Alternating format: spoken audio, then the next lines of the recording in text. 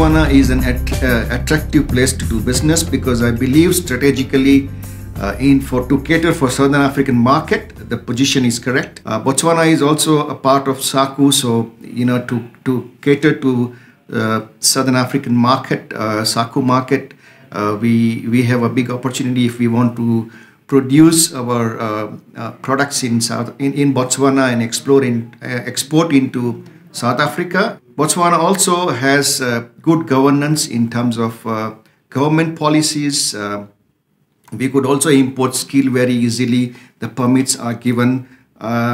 Yes, overall, I would say Botswana is an ideal place to do business. We are in Angola today because of BITC's help, because we went with them in the first instance in 2003, and since then we have been in BITC.